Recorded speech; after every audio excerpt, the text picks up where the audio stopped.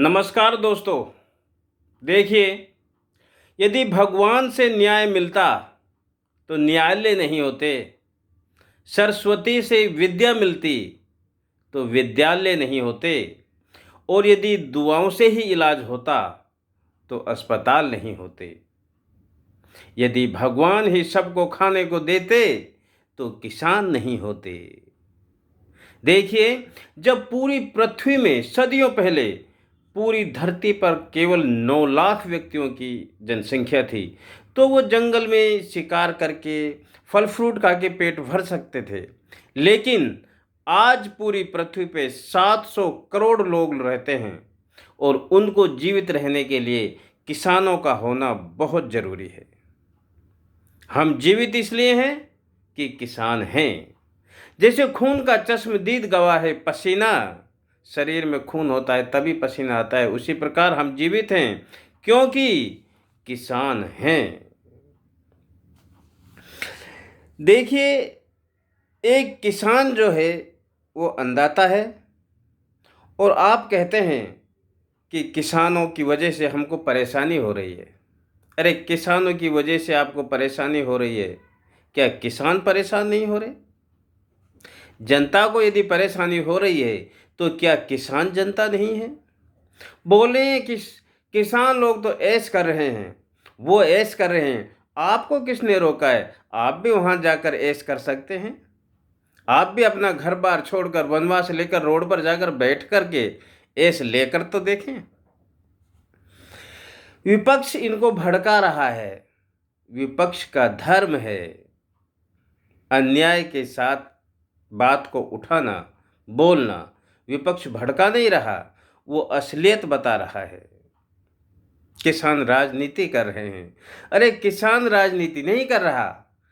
इस देश में रहने वाला वो हर शख्स जो 18 साल से बड़ा है और वोटिंग करता है, वो हर व्यक्ति राजनीति कर रहा है। क्यों? कि अपने हिसाब की पार्टी को चुनता है, बनाता है, वोट डालता है। वो हर व्यक्ति राजनीति कर रहा है।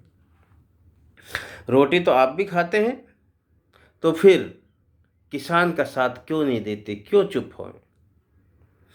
देखिए, किसानों को आज आपके समर्थन की ज़रूरत है और आपको चाहिए कि आप भी उनका साथ दें। वो अन्नदाता हैं इस देश के, उनको आपके साथ की ज़रूरत है। अन्यथा म्यांमार की तरह नंबर आपका भी आएगा। म्यांमार में पहले रोहिंग्याओं का नंबर आया था और अब वहाँ म्यांमार को जानते हैं ना, बर्मा जो पहले भारत देश में ही था, उस बर्मा म्यांमार में अब वहाँ की जनता के साथ वहाँ की सरकार क्रूर अत्याचार कर रही है। अभी ही कुछ ही दिनों पहले ही 1000 नागरिकों को मौत के घाट उतार दिया वहाँ की जनता, फौज, आर्मी ने। तो आज जो सच्चाई के लिए खड़े हैं, एक इंसान का धर्म बनता है कि उसका साथ दें। और अब देखिए, हम सच्चाई के बोल क्यों नहीं रहे? सच्चाई का साथ क्यों नहीं दे रहे? 5 जून 2020 को सरकार ऑर्डिनेंस ला करके कोरोना काल में, 5 जून को कोरोना काल में राष्ट्रपति के शासन साइन करा करके और कानून बना दिया। ऑर्डिनेंस जब लाया जाता है, जब बहुत इमरजेंसी हो, किसान मर ही रहा हो, जबरदस्ती कानून ला के बनाया गया। तो किसान उसी के लिए बोल रहे हैं, भाई ये कानून हमारे हित में नहीं है, इसको वापस लिया जाए। लेकिन राजा है कि हट करे बैठा है, गलती कर रहा है और हट कर रहा है। इसको कहते हैं राजहट। एक होती है जनता हट यानी बाल हट। अब जीत किसकी होती है? राजहट की या जनता बाल हट की? जीत हमेशा होती है बाल हट की। देखिए, इसी तरह की एक वाक्य है। एक बार क्या होता है, अकबर बोलता है बीरबल से, अरे बीरबल, तुम डेली लेट क्यों आते हो?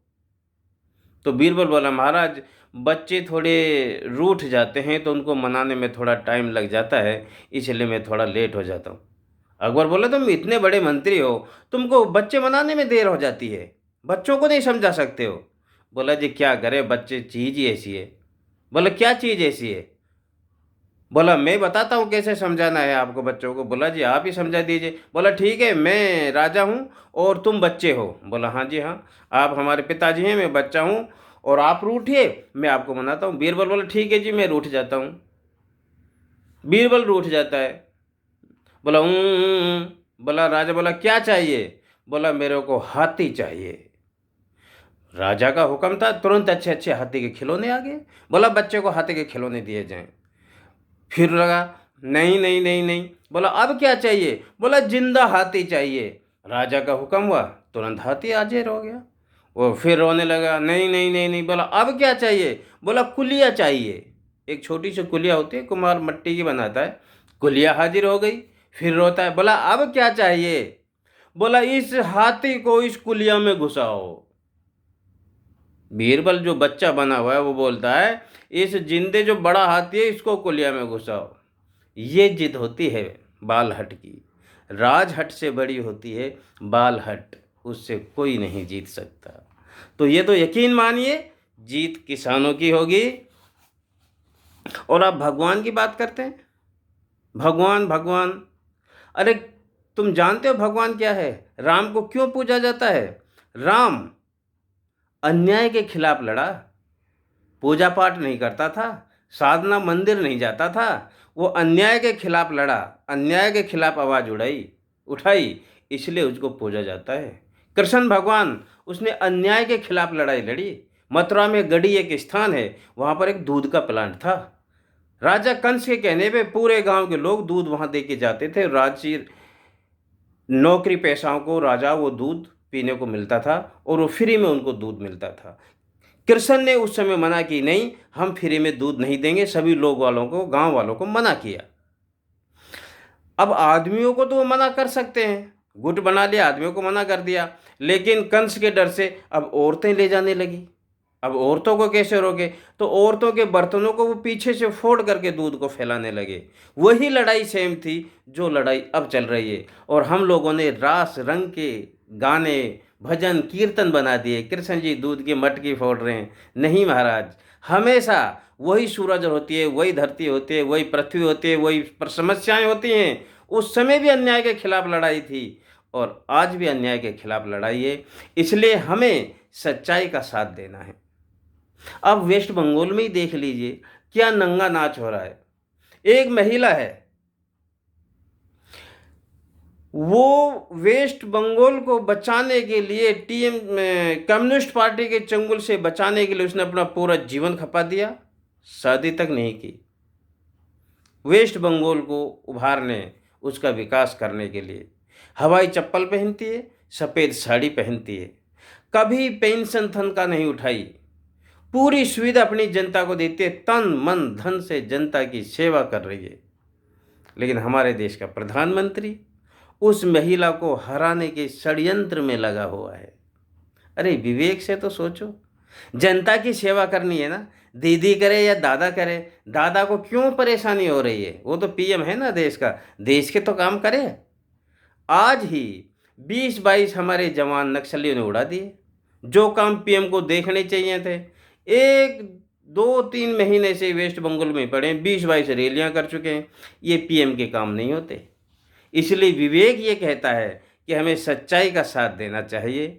तो आज मैं आपको यही कहूँगा, इंसान का जन्म है सच्चाई का साथ देना, धर्म के नाम पर नहीं मरना है। धर्म कुछ नहीं होता है, हिंदू मुस्लिम सिख ईसाई ये धर्म नहीं हैं जिनके लिए हम मर रहे हैं, ये तो संगठन समुदायों के नाम हैं। धर्म क्या है? सच बोलना धर्म है। रोड के बाईं ओर चलना चाहिए, ये धर्म है।